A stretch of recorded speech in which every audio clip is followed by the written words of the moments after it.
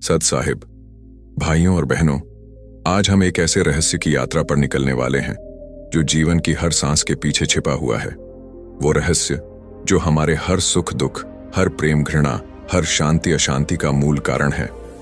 यह कोई बाहरी कथा नहीं है, न यह किसी पूजा पाठ, रीति रिवाज या धर्म की बहस है।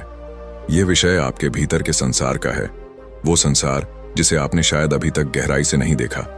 हाँ, भीतर ही वह जगह है जहां हर क्षण एक युद्ध चल रहा है, शांति और अशांति का, प्रकाश और अंधकार का, सत्य और असत्य का, मौन और तूफान का। कहा गया है, मन ही शत्रु मन ही मित्र। सोचिए, कितना गहरा वचन है यह।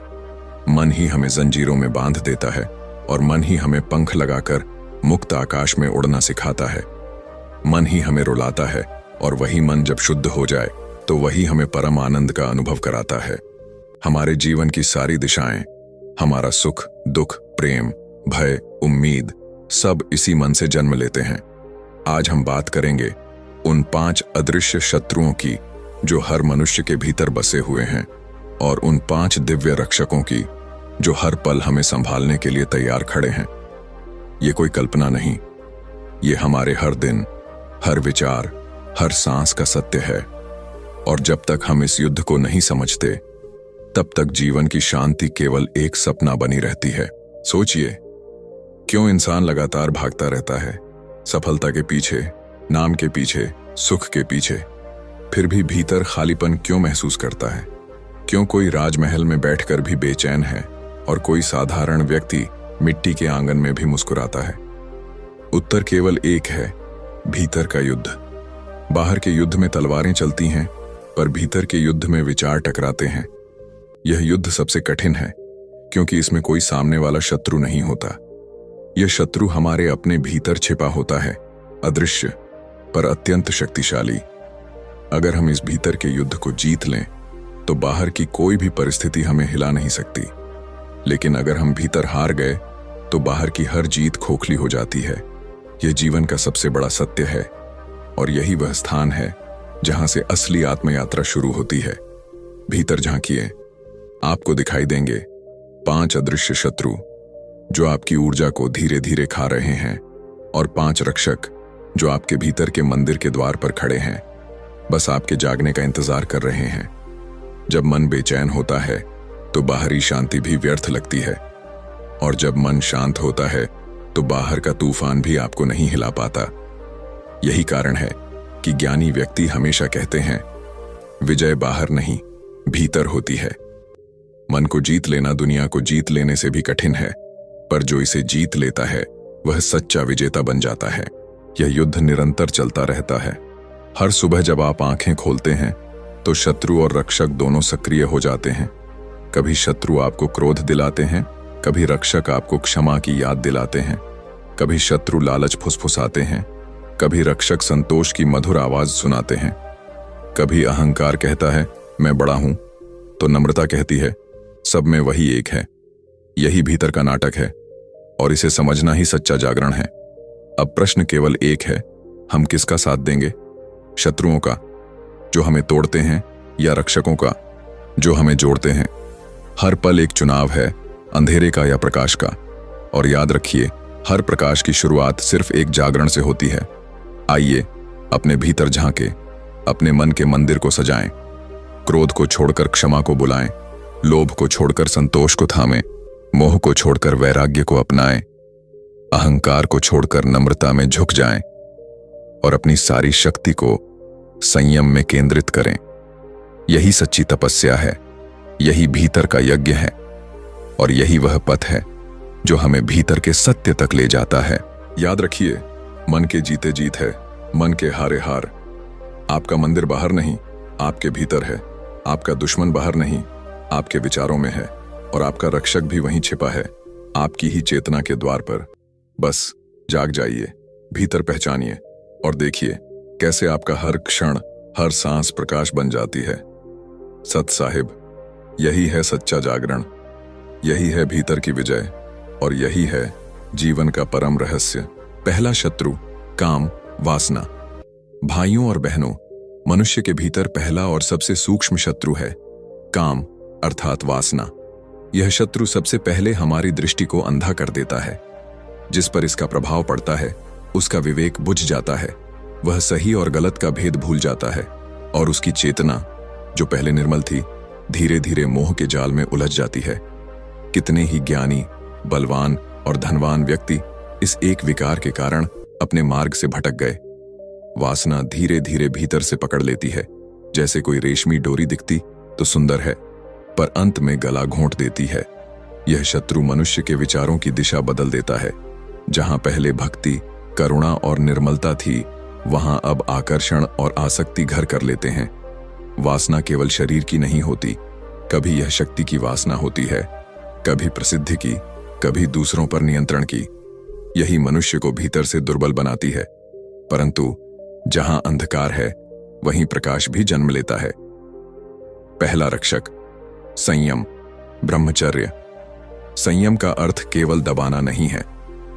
संयम का अर्थ है ऊर्जा को सही दिशा में प्रवाहित करना। जो व्यक्ति संयम को समझ लेता है वह अपनी शक्ति को व्यर्थ नहीं खोता। वह उसी शक्ति को ध्यान, साधना और सेवा में लगाता है और फिर वही ऊर्जा उसे अंतर्यामी प्रकाश तक पहुंचा देती है। संयम केवल साधुओं के लिए नहीं बल्कि हर मनुष्य के लिए आवश्यक है। संयम हमें स्थिरता, धैर्य और निर्णय की स्पष्टता देता है। जैसे कोई नदी जब अपने किनारों में बंधी रहती है तो खेतों को सींचती है, जीवन देती है, पर जब वह किनारे तोड़ देती है तो सब कुछ बहा ले जाती है। संयम का भी यही अर्थ है, अपनी शक्ति को दिशा देना, न कि उसे नष्ट करना। कहा गया है, साधु ऐसा चाहिए जैसा सूप सुभाए, सार सार को गही रहे, थोथा दे उड़ाए। जो व्यक्ति संयम का अभ्यास करता है वह भीतर की अग्नि को प्रकाश में बदल देता है। वह न केवल अपने जीवन को सुंदर बनाता है बल्कि अपने आसपास के संसार को भी शांति से भर देता है। संयम वह दीपक है जो अंधकार को जलाकर प्रज्ञा का प्रकाश फैलाता है। दूसरा शत्रु, क्रोध। क्रोध यह वह आग है जो मनुष्य को बाहर से नहीं अंदर से जलाती है। अगर यह आग चूल्हे में जले तो भोजन पकाती है, पर अगर घर को पकड़ ले तो सब कुछ राख कर देती है। क्रोध का स्वभाव बड़ा धोखेबाज है। पहले यह हमें शक्ति का भ्रम देता है, पर अंत में हमारी ही शांति को भस्म कर देता है। एक क्षण का क्रोध बरसों की साधना, बरसों का पुण्य सब जला सकता है। कितने ही संबंध, कितनी ही मित्रताएं सिर्फ एक क्षण के क्रोध से टूट गईं। क्रोध बाहर कुछ नहीं बिगाड़ता, सबसे पहले यह भीतर की शांति को राख में बदल देता है। मन अशांत होता है और विवेक खो देता है। तभी तो कहा गया है, क्रोध नाशक है, यह न दूसरों को, पहले हमें नुकसान देता है। दूसरा रक्षक, क्षमा, धैर्य।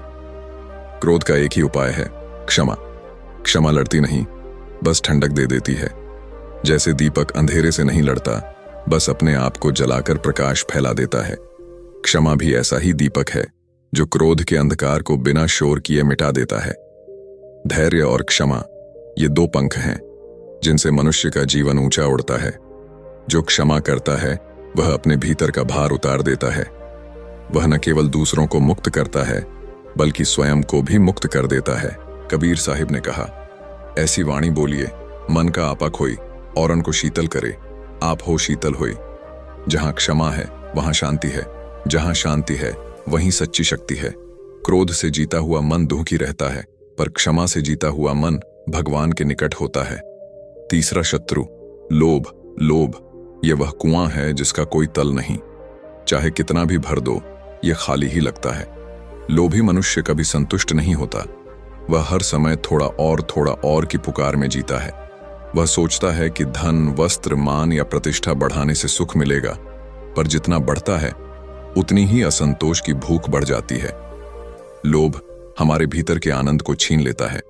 यह हमें वर्तमान से काट देता है, क्योंकि लोभी व्यक्ति कभी अभी में नहीं जीता, वह हमेशा अगले की प्रतीक्षा में रहता है। तीसरा रक्षक, संतोष। संतोष वह अमृत है जो हर विष को मिटा देता है। संतोष का अर्थ ठहर जाना नहीं, बल्कि जो मिला है उसमें आनंद पाना है। संतोषी सदा सुखी, यह कोई कहावत नहीं, जीवन का अनुभव है। जो व्यक्ति संतोष का रस छक लेता है वह हर परिस्थिति में मुस्कुरा सकता है। उसे न धन चाहिए, न शोहरत, बस एक आभार से भरा हृदय चाहिए। जैसे फूल अपने बाग में खिलता है, उसे और कुछ नहीं चाहिए, बस सूरज की रोशनी और थोड़ी सी मिट्टी। वैसे ही संतोषी व्यक्ति कहता है, मुझे जो मिला वही पूर्ण है। संतोष वह दीवार है जो लोभ की आंधी से बचाती है। जहां संतोष है वहीं सच्चा सुख और स्थिरता है। चौथा, शत्रु। मोह वह अदृश्य जाल है जो हमें मेरा और तेरा के भ्रम में बांध देता है। यह सबसे सूक्ष्म शत्रु है, क्योंकि यह प्यार के रूप में आता है पर बंधन में बदल जाता है। मोह यह भूल करवा देता है कि यह संसार अस्थाई है, जो आज अपना है कल नहीं रहेगा। पर मन फिर भी उस अस्थाई में स्थायित्व ढूंढता रहता है। मोह हमें वस्तुओं, व्यक्तियों और विचारों से जोड़ देता है, इतना कि जब वे बदलते हैं तो हमें पीड़ा होती है। सत्य यह है, कुछ भी हमारा नहीं, सब कुछ क्षणिक है, जैसे स्वप्न।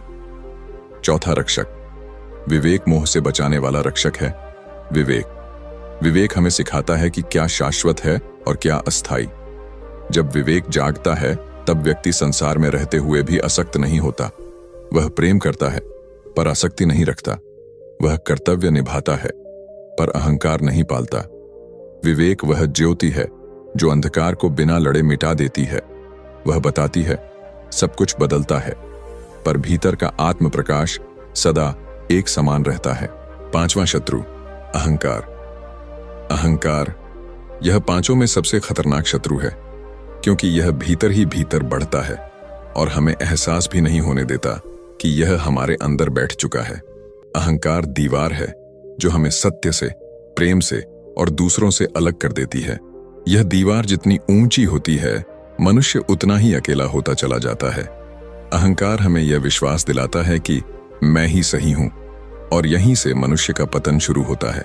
अहंकार इतना चालाक है कि कभी कभी यह भक्ति के वस्त्र पहन लेता है, कभी ज्ञान का चोला ओढ़ लेता है और हमें लगता है मैं विनम्र हूं, पर भीतर कहीं ना कहीं वह मैं अब भी बैठा होता है। कहा गया है, बड़ा हुआ तो क्या हुआ, जैसे पेड़ खजूर, पंछी को छाया नहीं, फल लागे अति दूर। अहंकारी व्यक्ति जितना ऊंचा दिखाई देता है, उतना ही दूसरों से दूर होता है। वह ज्ञान तो रखता है पर प्रेम खो देता है। उसकी वाणी में तर्क होता है पर करुणा नहीं। अहंकार हमें झुकने नहीं देता, और जो नहीं झुकता वह सीख भी नहीं पाता। यही कारण है कि अहंकार अंततः विनाश का द्वार बन जाता है। पांचवा, रक्षक। नम्रता ही वह द्वार है जिससे होकर ईश्वर भीतर प्रवेश करता है। नम्रता का अर्थ झुकना नहीं, बल्कि जागना है। जो नम्र है वही वास्तव में महान है, क्योंकि वह जानता है कि मैं कुछ नहीं, सब वही है। नम्रता का अर्थ है अपने अहं को छोड़कर जीवन के हर अनुभव से सीखना। जो झुकता है वही टिकता है, जो कठोर है वह टूट जाता है। नम्रता हमें स्थिरता देती है और भीतर गहराई पैदा करती है। कबीर साहिब का वचन याद कीजिए, पोथी पढ़ी पढ़ी जगमुआ, पंडित भैया न कोय, ढाई आखिर प्रेम का, पढ़े सो पंडित होए। जहां प्रेम है वहां नम्रता है, जहां नम्रता है वहीं सच्चा ज्ञान है। नम्रता ही वह शक्ति है जो अहंकार की जड़ों को शांतिपूर्वक काट देती है। जिसने नम्रता को अपनाया उसने अहंकार पर विजय पा ली, क्योंकि नम्रता में ही विनम्र शक्ति, सच्चा प्रेम और परम शांति निवास करते हैं। तो भाइयों और बहनों, आज हमने जाना हमारे भीतर के 5 शत्रु और उनके 5 रक्षक। 5 शत्रु, काम, क्रोध, लोभ, मोह और अहंकार। 5 रक्षक, संयम, क्षमा, संतोष, विवेक या वैराग्य और नम्रता। ये युद्ध हर दिन चलता है। कभी शत्रु आगे बढ़ते हैं, कभी रक्षक हमें संभाल लेते हैं, पर अंतिम विजय उसी की होगी जो सजग रहेगा, जो अपने भीतर के रक्षकों को जागृत रखेगा। कहा गया है, मन के जीते जीत है, मन के हारे हार। आपका मंदिर बाहर नहीं, आपके भीतर है। आपके शत्रु बाहर नहीं, वे भी भीतर ही हैं, और आपके रक्षक भी वही हैं। बस उन्हें पुकारने, जगाने और अपनाने की देर है। तो आइए आज से एक नया संकल्प लें। संयम से काम को जीतें, क्षमा से क्रोध को, संतोष से लोभ को, विवेक या वैराग्य से मोह को और नम्रता से अहंकार को। यही असली विजय है, यही सच्चा ध्यान है, यही जागरण है। जब मन का युद्ध समाप्त होता है तभी आत्मा का संगीत शुरू होता है। शांति किसी पहाड़ में नहीं, किसी तीर्थ में नहीं, वह तो आपके मन की गहराई में है। बस एक क्षण को ठहरिए और सुनिए वो शांति, वो प्रकाश जो हमेशा से आपके भीतर था। दोस्तों, अगर आपको यह वीडियो पसंद आया हो तो वीडियो को लाइक करें, शेयर करें और सब्सक्राइब करना ना भूलें। धन्यवाद।